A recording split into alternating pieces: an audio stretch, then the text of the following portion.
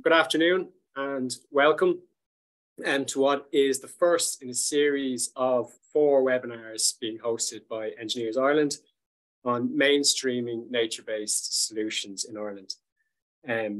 It's absolutely fantastic to see the huge interest in this topic. And this morning's webinar will focus on taking nature-based solution projects from the concept to the planning stage. And we have 4 excellent speakers that have given their time this morning to us, and they each bring real practical experience of nature-based solution projects.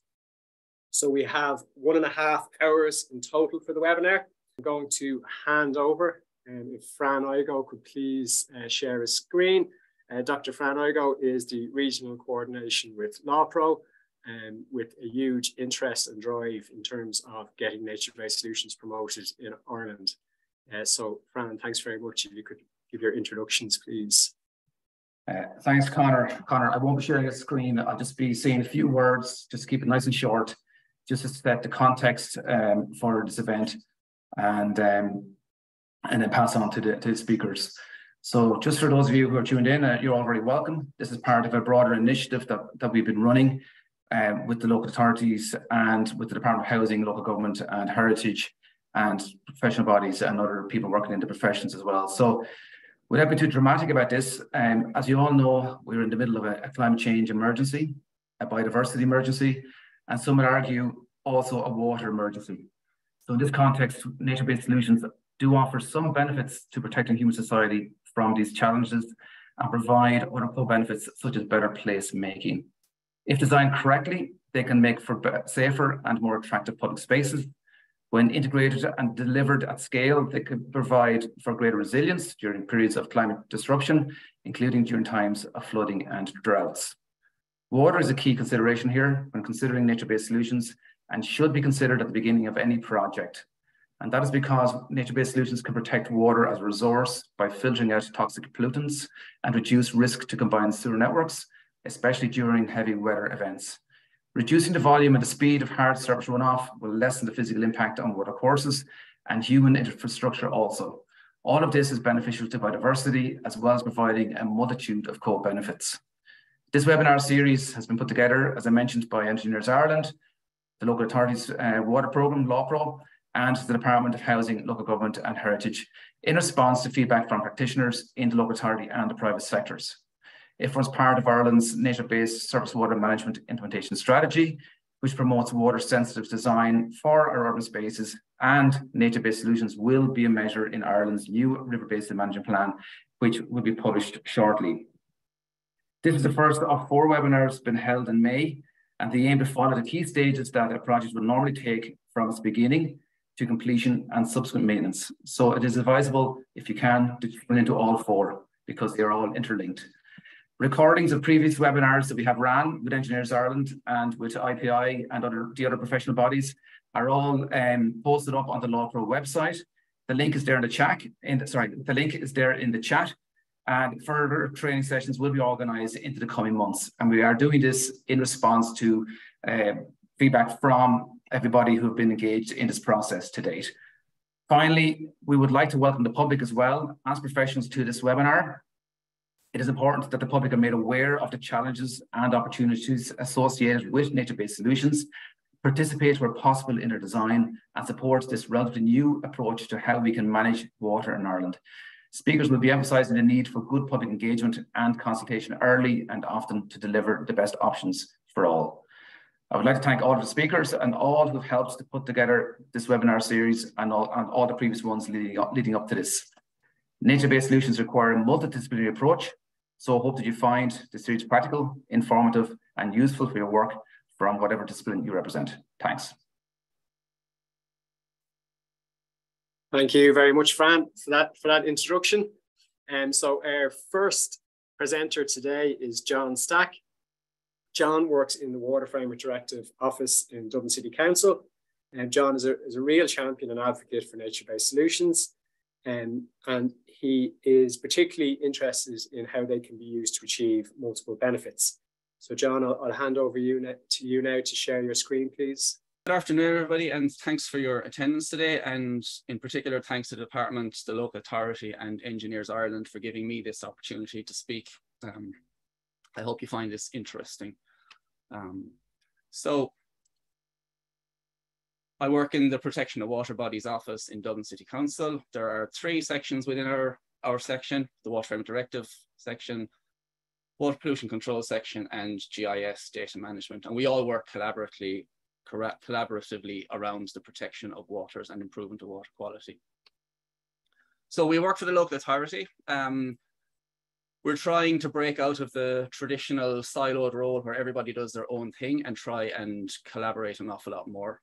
So some of the challenges that face us in local authority, these are the environmental type ones. We have pollution of waters, we've got flooding, lack of high quality public green space, habitat loss, and then the bigger, broader climate associated problems as well. But as a local authority, we also have to deal with a lot of other issues that aren't strictly related to the environment, but which must be considered as well. So within the local authority, the bottom line for us is that we need to move to project-based focus and no longer work in silos and not communicate with each other. We need multidisciplinary and interdepartmental teams. Every project we deliver has to deliver multiple outcomes. And if we're introducing nature-based solutions, they have to be considered very early in the design stage. In terms of Water Framework Directive, we've got to move away from the "we're not making things worse" explanation. And that's particularly related to, new development and planning applications and so on. We regularly get Water Framework Directive assessment reports concluding that, we're not making things worse. But if everybody's not making things worse, well, nobody's actually making things better. So that's a mindset that has to change. So I'm going to talk briefly about integrated catchment management, because that is, in my mind, the first step to achieving success with this. So integrated catchment management is a way for us to understand and manage our rivers at catchment scale. It gives us the opportunity to identify sources, their pathways, and then their receptors. And considering that during a catchment scale, pathways can be quite long. And then it allows us to ensure the right measure goes in the right place.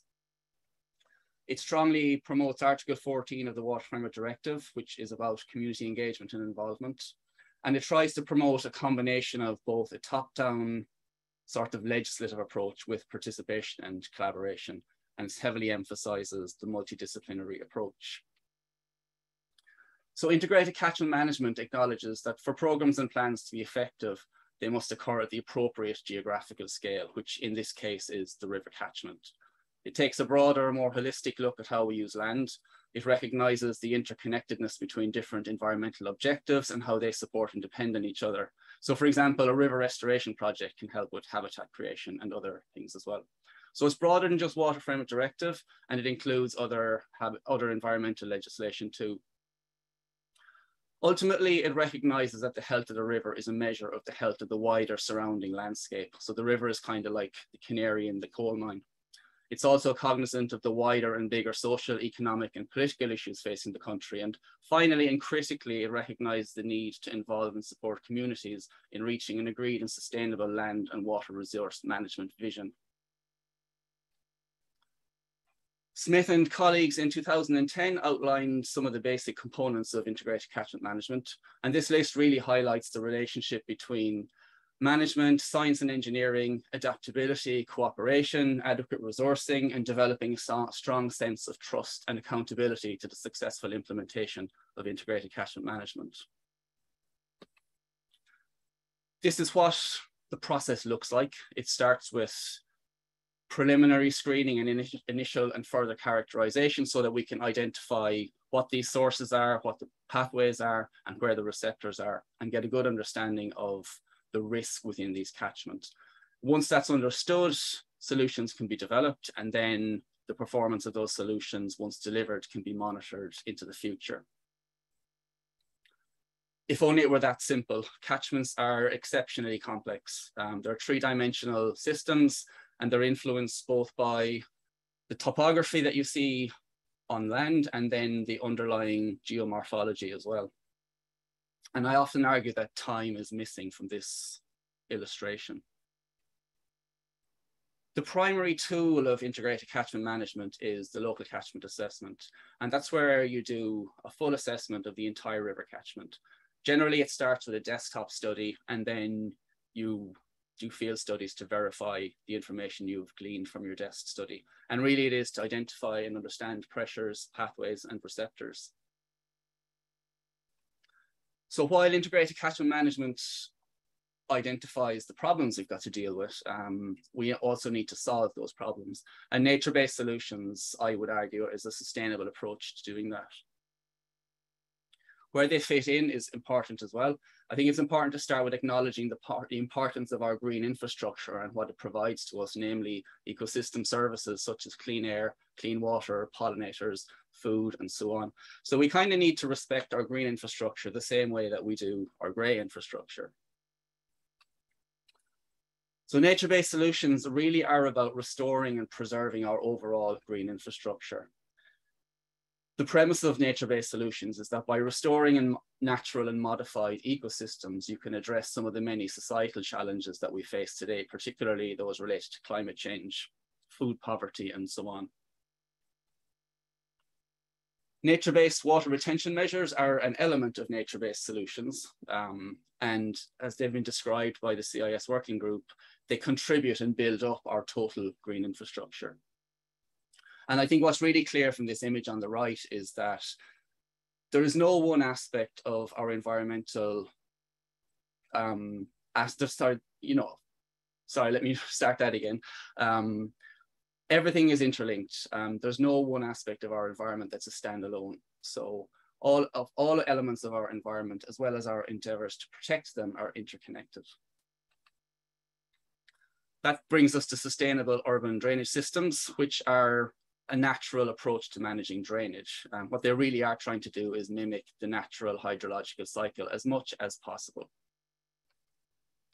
Charles Worth and his colleagues have really captured the goals quite well in their research. It's really about trying to manage stormwater, both in terms of its quantity and its quality. The scale of SUDs is quite varied. You can have SUDs at very small scale, and you can have SUDs all the way up to regional control. And I think the regional control aspect fits in very nicely with integrated catchment management. So the final sort of theoretical part of this is, where does nature-based solutions fit into the planning process? And Ellis, in his 2013 paper, makes a strong case for incorporating GI elements into planning approaches and protocols for urban drainage infrastructure provision. He argues that developing the planning process must integrate SUDS drainage infrastructure within the context of a multi-purpose green space network. He argues that re-establishing the original water balance through the reduction or control of impervious cover should be part of a more considered planning and regulatory approach. I would agree with him there. It's clear that green infrastructure and nature-based solutions must be considered quite early on in the spatial planning process if it's to be anyway successful. There's no point in trying to bolt it on later on. Okay, so my case study today is on the River Santry, which is a river that I've been working on for the last number of years. The river rises near Dublin Airport, and it flows approximately east-southeast through a very urbanized city, and it discharges then to the rear of the Bull Island. It currently has poor status under Water Framework Directive, as shown in the map here, and I've also shown some of our chemistry data that we do ourselves. It's approximately 12 kilometers in length, and the catchment is approximately 13 square kilometers, and it's a heavily modified water body. CFRAM studies have been carried out on the river and identified areas where flooding is a risk. And we're fortunate with this river that a lot of the flooding area is into open parkland and not residential areas. However, there are two hotspots within the catchment that are subject to flooding into residential properties and businesses. On the other hand, pluvial flooding is a much bigger challenge. And I know Francis will look at this later on as well. But what this image really shows is that the drainage infrastructure that was constructed for our city is no longer able to manage the total extent of urbanization that has occurred within our city boundaries. There's a history of flooding in the catchment. October 2011, July 2009, and August 2008 are some of the more significant flooding events that have happened. And these images really show the level of disruption and cost that occurs as a result of these flooding incidents. It's a heavily modified water body, as I've said. We get lots of features like this running through it, and they significantly impact the ecology of the river. We have carried out invasive species studies along the river on two successive years, and we've identified a number of different species that require attention. We have some broader non-environmental issues and societal issues as well with the river. This unsightly sewer for one thing, but we get a lot of littering and antisocial behavior. But in summary of the river itself, it's about 4.5 kilometers of culverts in it. We have 2 flood defense structures, about 60 inflows, 20 bridges, very disjointed, fragmented cycle infrastructure. There are 18 schools in the catchment, but only 4 playgrounds or substantial playgrounds. We've lots of sports facilities, but no other recreation or amenity options for people living in the catchment. The headwaters of the river are currently agricultural, but they are zoned for industrial warehousing. So that potentially has a risk to the river in terms of its overall health. So the question we've got to ask is what will be the impact of this type of development on the headwaters of a river? And what kind of risk does that present to the river? And is there a way to mitigate it and ensure that while delivering this development, we don't impact the environment negatively? There's a lot of archaeology and history in the catchment as well. Apparently the Clontarf battle was fought in Santry and not Clontarf. And finally then, the river discharges into a very important environmental area in Ireland and internationally as well. The North Bull Island and Dublin Bay has 2 SBAs, has an SAC. There are 2 proposed natural heritage areas, one in North Bull Island and one in Santry Domain.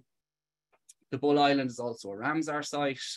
Dublin Bay Biosphere is here, and there are several Brent geese feeding grounds within the Santry catchment itself. So those are all of the challenges that we're looking at with this river. So the objectives for the River Santry are to achieve good status under the Waterframe Directive, to mitigate the flooding that's been identified in CFRAMs, address some of the biodiversity and ecological issues that we've identified through studies that we've carried out ourselves internally, provide amenity needs for a community, and then facilitate compact urban development and regeneration. So we have carried out a local catchment assessment under the integrated catchment management process. We're very grateful to LawPro for assisting us with this in 2021 and 2022. So we divided the river into sub-catchments and we determined the pollution load from each sub-catchment. And we verified this on site then with field studies this year. So we're currently processing that information. IFI have carried out a fish habitat assessment on our behalf for the river, and we've also carried out a fluvial assessment by CBEC this year. I just want to come back to this image very briefly before I progress, because this is the image I used for nature-based solutions some time ago in the presentation, just to be aware of the broad range of things that we're trying to address through the use of nature-based solutions. So our solution is to develop a master plan for the river. And we're running a project called the Santry River Restoration and Greenway Project for this. It will deliver a master plan that's based on nature-based solutions. Our objectives lie under Water Framework Directive, the Floods Directive, the Birds and Habitats Directives. Those are legislative requirements. But we also have our own policies and so on that we would like to deliver outcomes from as well, such as active travel, and then the social and recreational needs for people living within the catchment. So in this map, there's lots of comments in it. Every one of those comments is feedback from a member of the public that we've received so far. So stakeholder engagement is critically important to this project, and we front-loaded it. So in October and September last year, we spoke to 700 or 800 people in the catchment to try and understand what their vision, their future vision of the river was, but also to understand what their knowledge and history of the river as well. And we got great feedback from that. We included all age groups from primary school right up to very elderly people in their 80s and 90s. So the early thoughts and ideas for the project. So I'm going to show some of our concepts. I must be clear that this is not a final design. It's the full bandwidth of options, including what you might consider to be some extreme options. These are early ideas that we're going to process through an optioneering process. So this map shows the headwaters of the river, and I've also included the flood maps. So from the outset, we're looking for opportunities to store water throughout the catchment. So starting with the headwaters and looking at renaturalizing the river where possible and reconnecting it to its flood zone. And we're looking at using that renaturalization process to create habitat. And then using a greenway to both connect people to the river, but also to create spaces where nature can thrive in the absence of people. So these are some of our very first thoughts and ideas on it. The icons above the river are environmental considerations, and the icons below the river are all the amenity and recreational suggestions that people have come up with through our stakeholder consultation. With regard to the Greenway, we're facilitating the use of sustainable and active travel by delivering it. And the idea really is to create a cycling route from the lands north of the airport and Finglas all the way to North Bull Island. This is the middle section of the river from the M1 overpass, sorry, the M1 motorway down to the Malahide Road. And again, the same thing, I'm showing the flood maps first, and then some of our high level visions for it so far. Again, we're looking at reintroducing meanders, introducing ponds, restoring old ponds that were filled in, and creating opportunities for habitat through the river restoration process. Wherever ponds and wetlands are considered for the river, we would like to associate those with inflows so that we can start to purify urban runoff before it hits the river as well. The Greenway is intended to be a recreational greenway, and it will connect to important amenities and locations throughout the catchment, such as schools, shops, sports facilities, and so on, so that people can get to their destinations by foot or by bike. It's not intended to be a high-speed commuter greenway, but it will connect to other active and public transport options, such as Bus Connects, Metro North, and the Coast Road cycling infrastructure. And then the final section is from the Malahide Road down to the coast. And again, I'm showing the flood maps that we have on this. Here you can see down towards the very end of the river, there's considerable risk to property through flooding. And the purple line there in the middle of the map is where one of our flood defense structures is located. But what the maps show is that in exceptionally heavy rainfall, the floodwater may simply bypass our flood defenses and continue on to impact further downstream. So again, the more storage we can create at the headwaters and the upper sections of the river, the less flooding risk we have down at this end. So again, similar philosophy about creating storage and naturalization opportunities where they arise. We're also looking, one of our most extreme measures here is down at the very end. The river is completely invisible to people. It's behind properties, but it also has a history of flood risk down there. So we are considering introducing a second route for the river along either Watermill Road or slightly into St. Anne's Park. Again, it's not a decision. You might consider this one of the extreme options on the table, but nonetheless, we should at least consider it and proceed with it or rule it out, depending on what the options reports say. So the project progression to date, we actually commenced this in 2019 with the tender process, but it was significantly hampered by COVID. So in June of 2022, we finished our tendering process with the appointment of Nicholas O'Dwyer, Redscape and Seabeck as our consultants to the project. And it kicked off then in July 2022. So between 2022 and 2024, we're carrying out an optioneering process. And the idea here is to develop a preferred option for our master plan to bring through planning. Then from 2025, we'll commence detailed design and planning with a view to commencing construction, ideally in 2026. We're really hoping that our stakeholder consultation process to date will make the planning process somewhat easier by bringing communities with us throughout the whole process. So in summary, local authorities, we deal with a broad range of environmental and social issues, and we're trying to make sure we can address all of those through our projects. Catchments are exceptionally complex 3 or 4D systems. Integrated catchment management is a tool for understanding pressures on catchments, and nature-based solutions are the key to delivering a broad range of environmental and societal outcomes. I have to emphasize the systemic approach being required, and that's where we all work together collaboratively. So thank you. I hope you found that interesting, and I look forward to answering questions at the end. Back to you, Conor. John, thanks very much. First and foremost, thanks so much for being so efficient with your time. You were bang on 20 minutes. Excellent stuff. And I think it's really inspiring to see, you know, in one of the country's most heavily urbanized catchments, to see that you're still finding space for water and still finding ways to implement nature-based solutions in that catchment. So I'm going to invite Peter Leonard to please share his presentation on the screen. Peter is a landscape architect, so he's bringing another perspective to the implementations of nature-based solutions. And the focus of Peter's work over the last decade has been the greening strategy for Dublin City, where he is currently the acting senior landscape officer. So thank you very much, Peter. I can see your screen is now shared, so I'm going to hand over to you. Thanks again. I work with the Parks and Landscape Services Division in Dublin City Council. I'm a landscape architect, and what I want to cover today is a series of greening strategies which we have rolled out across the city centre in the past decade or so.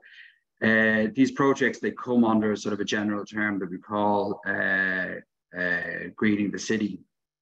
And what I really want to cover is this idea of the sort of developing the concept and bringing it through planning.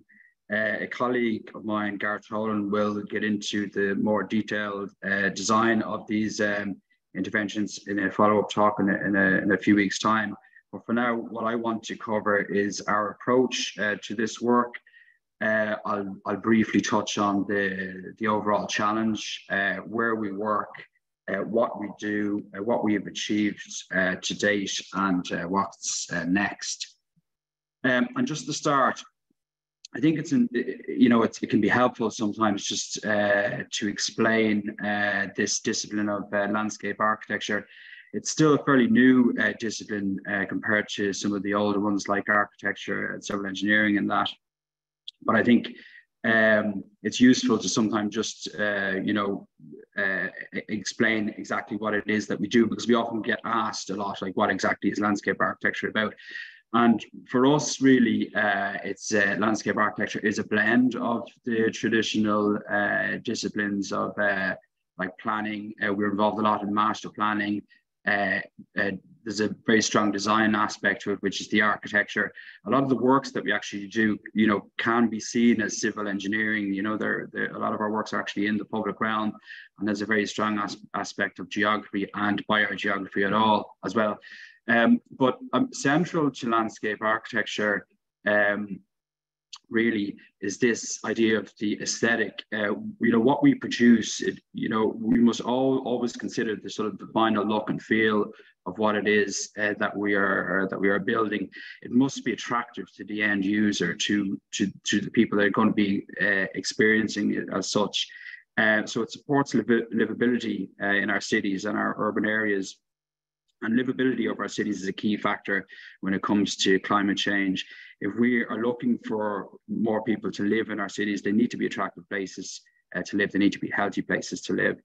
But also, I suppose, one of the defining features of landscape architecture is that all our work is in the open space. So it's design of open space, and usually is design of public open space. And, this experience of designing public open space, it puts us at an interface with the public and with communities. And it's by, developing these projects with the public and communities that we have sort of pioneered, concepts of co-design processes and participatory design processes as well. And I'll touch on some of these through the presentation as well. So, I suppose just in terms of context and policy, our main policy document is the Dublin City Council Climate Action Plan, and that identifies the key targets, the objectives, and the main risks. And of course, we're all familiar with a lot of the risks. But in terms of this slide, I think one of the things that often gets overlooked is, the area that we need to address there's a resident population there of over 500,000, but there's almost 250,000 homes. And these homes are part of the street network, they're part of the public realm, they're part of communities, and they're part of neighbourhoods. And anything that we're planning, we always have to remind ourselves that the areas that we're working in are our communities, and they are neighbourhoods, and they are adjacent to people's homes. So it's a very important aspect that we need to keep in mind. The challenge really is that cities are a point source of many pollutants. In terms of CO2, it's 70% of pollutants globally come from cities. Many of the other pollutants that we produce also come from cities.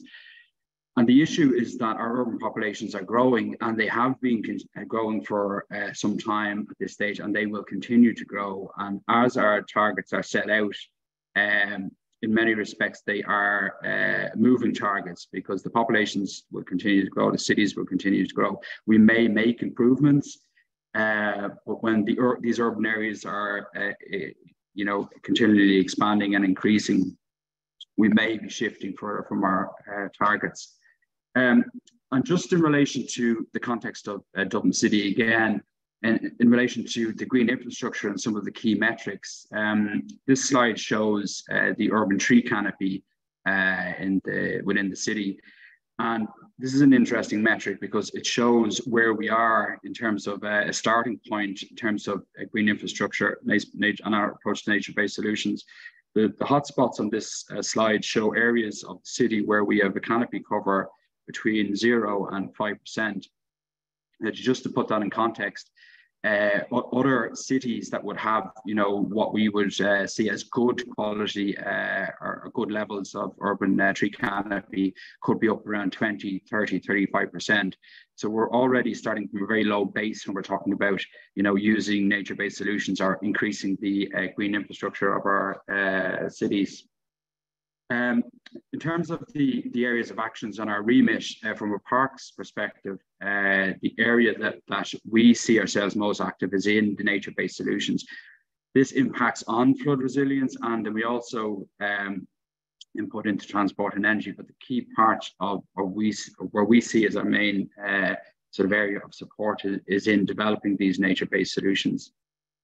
And then also in terms of the key targets, our objective is to try and make the city more resilient, and then also crucially to inform and engage our cities as our citizens as part of this process as well.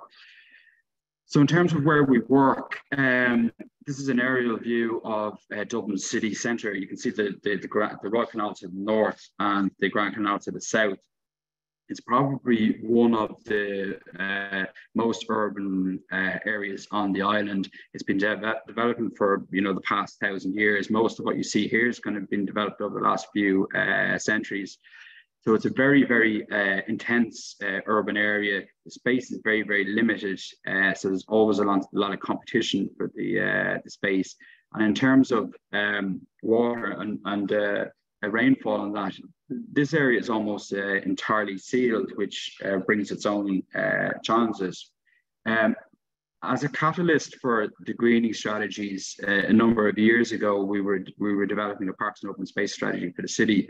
We undertook a lot of GIS mapping of the assets basically that we had around the city in terms of the urban canopy and the open spaces.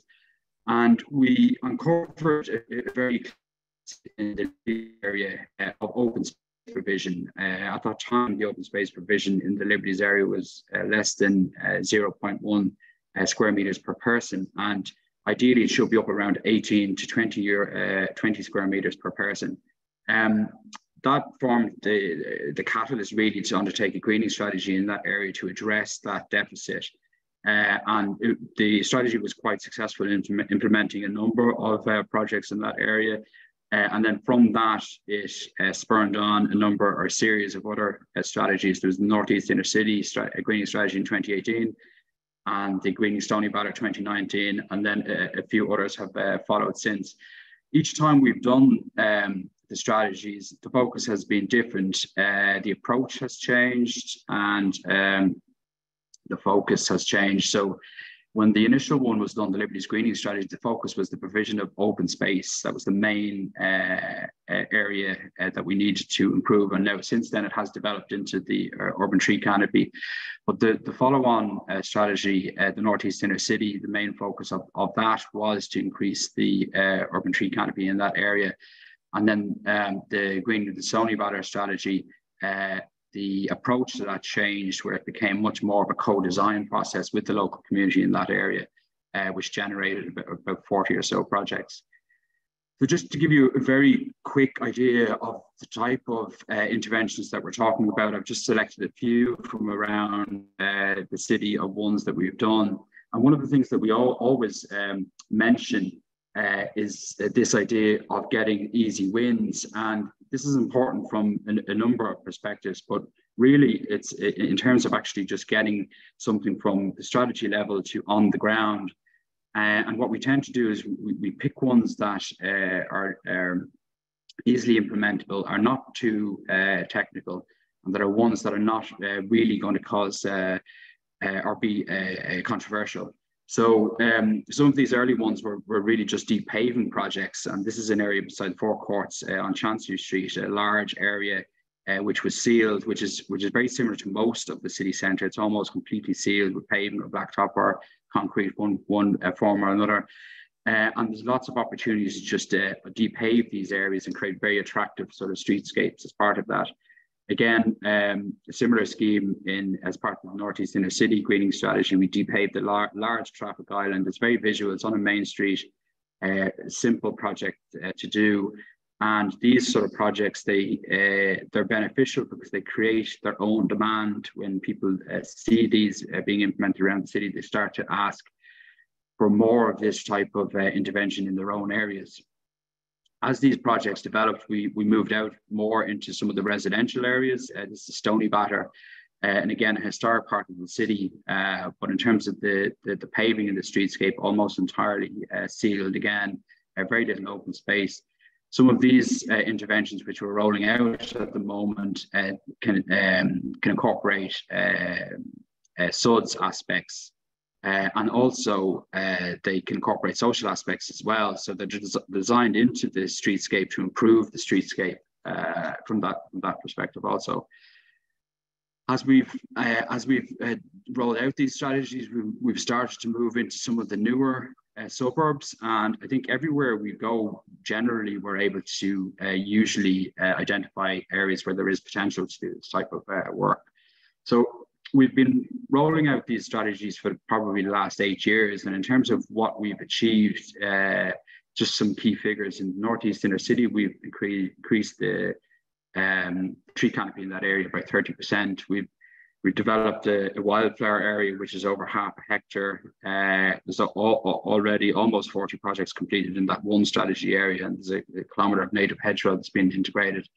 In the original Liberties Greening strategy, the key figure really is that we managed to develop 3 brand new parks in that part of the city and increase the public open space to that community by 150%. There's many other achievements as part of these strategies, but I'm just outlining the key ones here at the moment. Now, what we've found when we were producing the larger greening strategies is that when you're developing a strategy at that level, it can be hard to get a good quality engagement with the people who live in those areas. And what our latest greening strategy is on an area in Whitefriars, just to the east of St. Patrick's Park in Dublin City. It's a much smaller scale project area. It's about 1/10 the size of the original Liberties Greening strategy. And the reason we did this is because it's basically a collection of about 8 streets, and the scale of it is much more local. And what we're finding is that in order to get good quality engagement, we do need to get down to this granular level where we're where we're talking to people about their local streets rather than talking to area about a large part of the city. It's an interesting enough area because it has lots of potential in terms of what we feel can be done and where improvements can be made. But the background to this is a lot of analysis in terms of setting a baseline of what's there in terms of the open spaces, the existing sort of public realm assets. You know, we assess things like the biodiversity in the area, the ecology, the existing tree infrastructure, or the urban canopy. We look at urban character, the character of the public realm. This is all very important when we're trying to get nature-based solutions integrated into an existing environment. This is all retrofitting work. And then we look at the environment and the multiple benefits that we hope to get from using nature-based solutions and green infrastructure. So we look at local flooding maps, we look at noise pollution, we look at air pollution. We know from our experience that the interventions that we put in have positive benefits on existing environmental challenges. And then crucially, we also look at the demographics.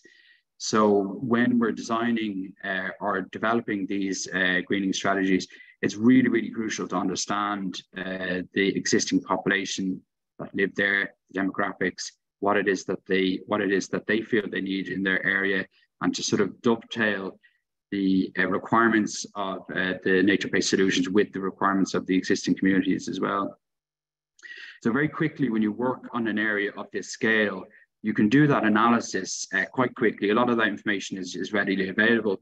You can also then very quickly, at a concept level, develop a framework like this, where you can start to explain how you would develop a greening strategy or nature-based solutions on an area basis over a small area like this. And then crucially, the next part of the wildfire greening strategy is actually to start to do that public engagement. So we don't have plans yet for this area. What we do is we have a lot of analysis, and we have a concept framework that we hope to present to this local community in the next few weeks, and we will run our facilitated workshops with them in order to get their feedback and in order to develop an actual greening strategy up with their input right from the very start. So I think just in terms of a summary, I think while the overall challenge are similar, the solutions that we have found over the last decade or so are often very local and very, very site specific, particularly with the retrofitting in the urban environment. I think there was a study that was done a number of years ago it was an environmental project called Greening Dublin 8 by UCD. There was a survey at that time where the residents who were participating in that project were asked about their concerns, their environmental concerns, and all of their concerns were local concerns. The climate change, the global climate change thing was very low down the list. So that survey has really spurred us on to really look at these greening strategies at a much more granular level and a much finer grain level. And then also, when these plans are being adopted, they need to be, or when they're being developed, they need to be flexible and adaptive. We don't have the solutions yet, and nobody has all these solutions. I think we're still trying to figure them out. And then also the technical side of it is an area that still needs a lot more work on it. But as I said, my colleague Gareth Tolan is giving a follow-up talk in a number of weeks. So I highly recommend that everybody attends that, because a lot of these projects tend to fall down when it gets to the technical level as well. So that's me now, Conor. Thanks. Peter, that was excellent. Thanks so much. Again, it's great to see the excellent work that's being done in the city to make space for nature, and how by doing that you're able to provide solutions for water, which is great. So thanks so much.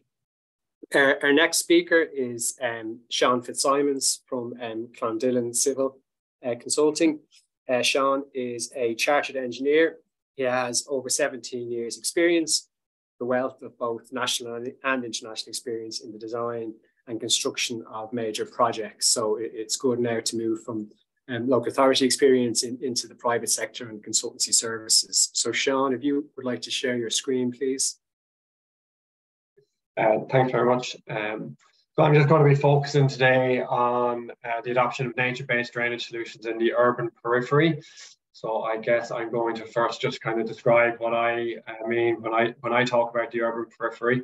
So a little bit different from town centres in that the design speed and the traffic volumes that we're looking at implies segregation of traffic and active travel, which is a lot of what's going on at the moment. Is often mandatory, kind of by reference to DMERS or the National Cycle Manual. We also typically, relative to the very urban society, very urban environment, are dealing with a road corridor that's less constrained. Occasionally, we're working in a greenfield site. Other times, we'll be working along the existing corridor. I suppose it's important to note that where we are providing new roads or new active travel facilities, the likelihood is that we're either providing new paved areas or more paved areas. With new paved areas or more paved areas, we get more impermeable surface, and that means that the runoff from that impermeable surface is obviously going to increase. And then, another characteristic of the urban periphery is the character of the area. So I've just got an example from the L7055, which is a project we're working on, just recently submitted for planning. So this is what we were presented with in the existing conditions. So these are some of the considerations that I've just mentioned apply here. Kind of, when looking at this project initially, we wanted to, we were conscious that we didn't want a heavily urbanized approach to this, where you've got kind of active travel facilities on both sides and curbs and significantly increased paved areas throughout. So that's what I mean by looking at the character of the area. So just that I mentioned segregation, kind of occasionally segregation is not mandatory. That doesn't mean it's not possible. So I think you should be looking for segregation between your roads and your active travel facilities where possible. And that'll give you the option to use or increase the options to use nature-based solutions. So just a note on runoff volume control kind of in the urban periphery and on kind of our national road projects. Us engineers have been very good about attenuating peak runoff, but we're not necessarily as good about considering volume control, runoff volume control. So this is just a reminder that if you increase your hard surface, whether or not you are attenuating the flow from that hard surface or not, unless you're using nature-based solutions or SUD solutions to collect and convey your water, you are going to be putting more water into the river system or you're outfalling into the pipes, into the pipe systems than you are in the pre-development scenario. And this is just an extract from the SUDS manual that shows you that.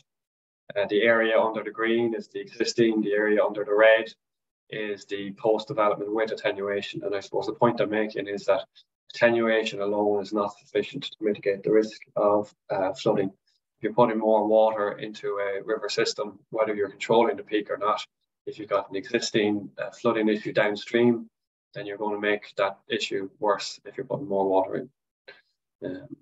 Okay. And this is just kind of a secondary point, I suppose. If you've got, even if you have several sites feeding into either a river system or a pipe network system, you might feel that you provide the attenuation, is sufficient. But the reality is, when you model all of those attenuation systems together, because the peak is extended, potential is that you're also increasing the not just the volume, but also the peak runoff when you look at those systems in combination. So that's something that needs to be considered, and we're kind of that's on a broader catchment basis. And obviously, you could have several consultants kind of feeding into one river system, several consultants feeding into one local authority pipe system, each of whom are saying that the attenuation is equivalent to the greenfield runoff rate. But unless those attenuation ponds and systems are considered in their totality, you don't know what impact it's having on the river system or on the pipe system. So again, I suppose the point is the attenuation alone is not sufficient to mitigate the risk of flooding, and you do need to incorporate nature-based solutions, flood systems into all schemes, kind of as part of a treatment train to collect, convey, and treat the water. Okay. So just an example of the L7055 that we've recently submitted for Part A planning. Technically, the project is within the urban boundary, but the presentation of the road is much more like a local road. The use for active travel is largely recreational. It's a scenic tree-lined route. The existing road had no formal drainage measures. There was a ditch that ran along the road. So this is what we are presented with. There's a couple of housing estates along, some elements of curb and gully along the existing road, but primarily there's no formal drainage. The road drains to the verge. Informal drainage to the verge. So in developing a proposal for it, we were keen to maintain the character of the area, and we were also keen to keep costs down, and we were keen to employ nature-based drainage solutions to avoid the need for, I suppose, for all the reasons that we do employ nature-based drainage solutions, but also because the potential to provide attenuation ponds is limited, and you need significant additional land or underground storage systems, which is not the principle that we wanted to follow. So very simple. We have the segregation there. Very simple solution to facilitate the use of nature-based solutions throughout is to remove the curb. So a lot of schemes you see a curb going in, regardless of whether there's separation or not. We see curbs going in. If you get rid of the curb, your runoff is going to flow to the verge the way that it used to, and you have the option of collecting and conveying from that separation piece. So that's what we did. We designed the active travel facility as a shared use facility. Obviously, that's not always the case that you can use it. Volumes will dictate whether it can be shared use and bidirectional or not. But in this case, we determined that shared use facility was probably the appropriate active travel facility. And the key then is that we designed that active travel facility off the boundary rather than off the road. So where possible, it follows the boundary, and the active travel facility width is fixed, but the separation varies depending on the space available.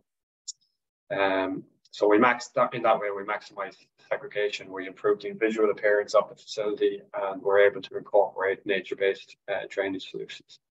So this is just the drainage design then. So it's not informal drainage. We have provided for a grass surface water channel within the segregation. Interestingly enough, it's that grass surface water channel will be able to cater for the 1 in 5 year storm. So it's designed to the same standards as motorways, or will be designed, in the detailed design phase to the same standard as motorways, which wouldn't always be the case, I don't think, on the schemes that we're seeing that you're using curb and gullies, where the gully is the gully spacing appears to be generally speaking a rule of thumb gully spacing. So the only pipes in the design then are the pipes that are taking the grass surface water channel across to an adjacent ditch. This is an example of nature-based solutions that have been employed elsewhere, or rather a similar approach has been employed elsewhere. This is on the N52, just outside of Mullingar bypass. I worked on this project actually when I was a graduate, so opened circa 2006. And the active travel facility, as it is, I mean, it's a footpath really, and wouldn't meet today's standard. But the active travel facility was instructed during the construction works actually on this project, and installed by the contractor.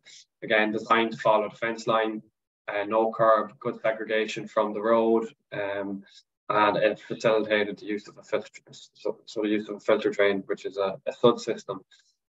Obviously, it would be better if that was a grass surface water channel, just in terms of materials and biodiversity space, and potentially the planting could be different as well. But this was back in 2006. And more recently, we were involved in the N4 Colooney to Castle Baldwin project.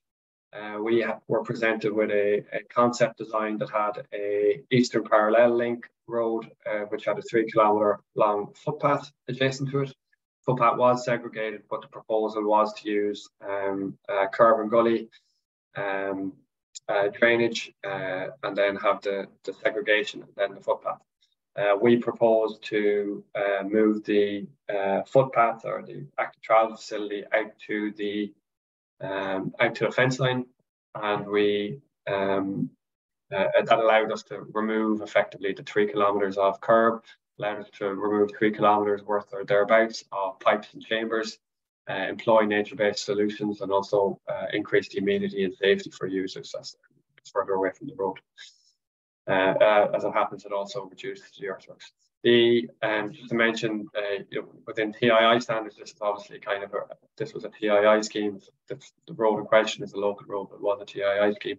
TII standards do support the approach that we took, and so that's the cross sections and headroom standards. That's where practical cycle and pedestrian facilities should be provided within the maintenance strip, which is effectively what we did there. So this was the concept that we proposed, the before and the after with the illustrations, and this is the constructed road. So the segregation is still there. It's quite close to the road there, but the segregation is there. Typically, the path was provided further away, and we were able to employ nature-based drainage solutions. Here it's a grass surface water channel, and in the photo on the right, it's just over the edge drainage down into a ditch. Okay, here's some examples of missed opportunities. A few kind of roads opened up relatively recently. This project, I picked this one out because it's a little bit like the L7055, albeit it's in Dublin, so obviously in a much more urbanised zone. But we have a narrow carriageway with no active travel facilities and no unlimited formal drainage. This is the before picture. It was opened up in 2019. Obviously, a significant increase in the road corridor. We have, I think the design speed on this or the speed limit, posted speed limit might be 60 kph, but it certainly presents the road I drive to work when I go into the office. It's the road I drive, and it presents as a much higher speed road than a 60 kph. Nonetheless, we've got the active travel facilities right adjacent to the carriageway. We've got a full batter curb and gully drainage. You can see the gully there. As I mentioned, the curb and gully spacing I suspect, I wasn't involved in the project, but I suspect it's done by rule of thumb rather than to the TII standard, which would have you putting in gullies every 2 or 3 meters or using drainage curbs. Because there's no segregation, we've got ramps. Because of the curb and the lack of segregation, we've got ramps within the active travel facility. Hedgerows were removed as well, and I suppose the real shame is that the full width of the corridor wasn't used, and the active travel facility wasn't put out by the verge, and the opportunity to remove the curb and gully wasn't taken. Similar here, high quality, so relatively recent scheme. It would have been a greenfield scheme. High quality corridor, high quality active travel facilities. And unfortunately, just the opportunity to remove that curb and gully system and use the segregation as the drainage mechanism. Using a grass surface water channel wasn't employed. Curb and gully drainage used. I suppose that there may be reasons. I obviously wasn't involved in the design of these, and I could pick out 20 schemes, I suppose, where the active travel facilities are behind the curb. And very few where there aren't. So I don't mean to be picking on particular projects, but these are the first few that I saw when I was asked to give this presentation. Another one here, just near my home in Lucan. This is on the Adamstown Park Road, in beside Tandy's Lane Park. This is one of the finest examples of recent parks that you come across. Lots of nature-based solutions within the park. There's biodiversity ponds, there's swales, there's long banks of wildflowers. Absolutely wonderful park. Adjacent to the park, then we've got a road again with curb and gully drainage. even though there was the segregation there between the footpath and the cycleway. If the segregation had been moved between the road and the cycleway, you could have used that to drain the road. You use some channel, either infiltration or grass surface water channel, to drain the road. Again, instead we have curb and gully concrete systems, presumably, or maybe not, down to attenuation pond or some attenuation facility or below ground attenuation facility. I suppose I'm probably almost done there. I would just say John made the point earlier on about development submissions saying that they're providing attenuation ponds, and on that basis, they're matching greenfield runoff rates and therefore not making things worse. I would argue that if you're only using attenuation ponds as a single source, a single system without using nature-based drainage solutions and subsystems, the likelihood is that you are making things worse.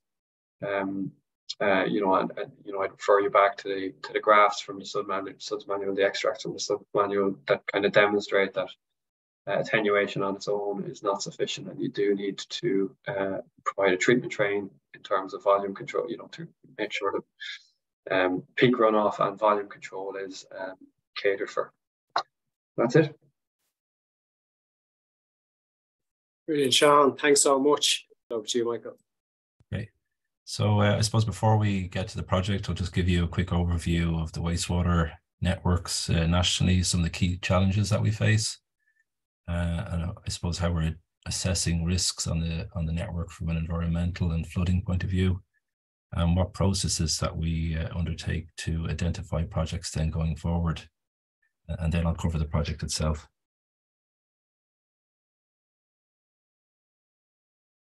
So the wastewater network in Ireland, we have just over 1,000 wastewater network collection systems. We have 25,000 kilometres of sewer, and we've over 2,300 stormwater overflows or combined sewer overflows nationally. And the wastewater network services an existing population equivalent of nearly 5 million, so that's domestic and non-domestic. 30% of the network is, well, approximately 30% of the network is combined sewer, but unfortunately, in the majority of the FEL networks, we do see response to rainfall. So I think the term FEL only is kind of a myth or a white unicorn in some respects. So that's something that is a challenge and something that we do have to deal with.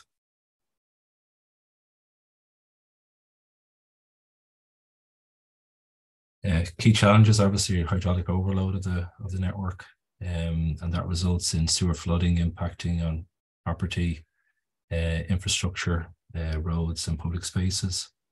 When we have hydraulic overload, we have excessive spills from the combined sewers or stormwater overflows that impacts water bodies and water quality.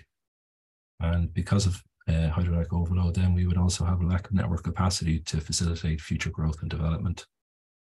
Some of the causes around the hydraulic overload are high infiltration rates that we see in some areas because of groundwater entering into the FEL combined network, inflows from inundation from high river and tide levels.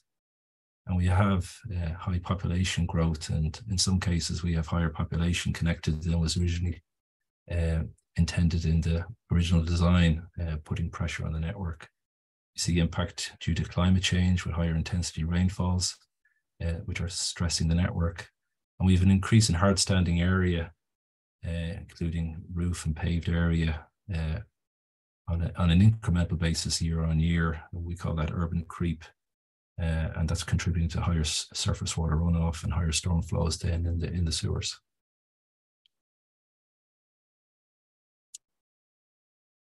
I think back in 2017, we had very poor model coverage of the wastewater networks in Ireland.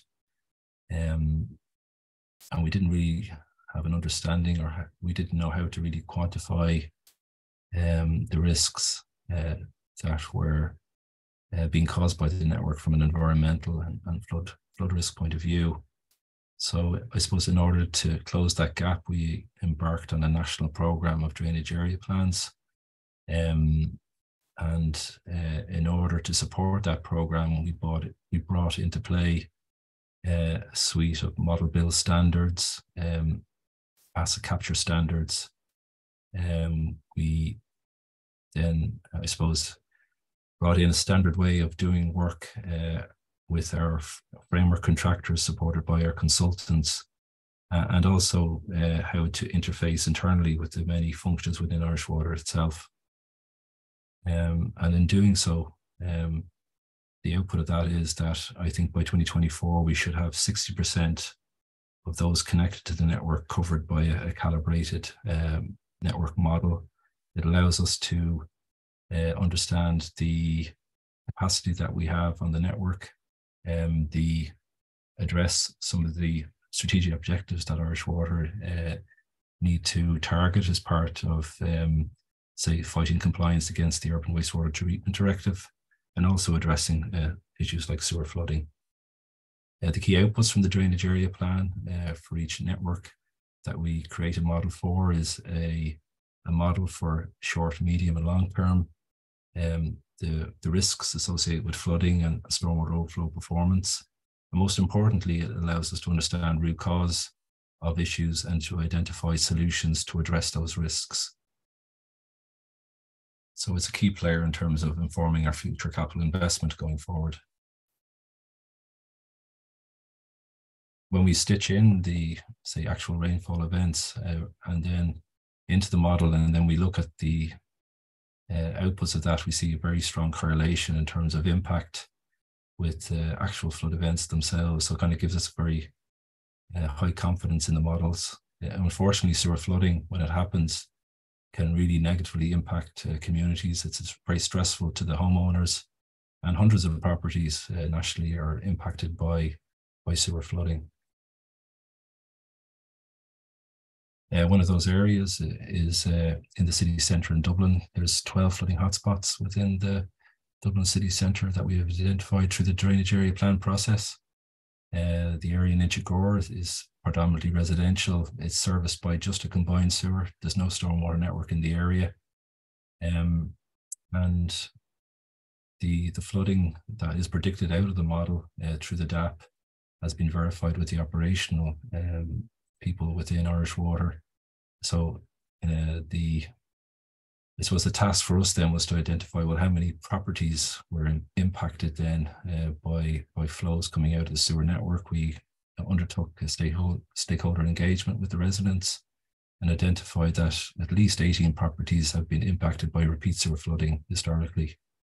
What we can see from the model going forward is in the future that by 2046 we'll have a big increase in our flood volumes coming out of the network, and obviously that has to be resolved, and we have to put measures in place to manage that risk.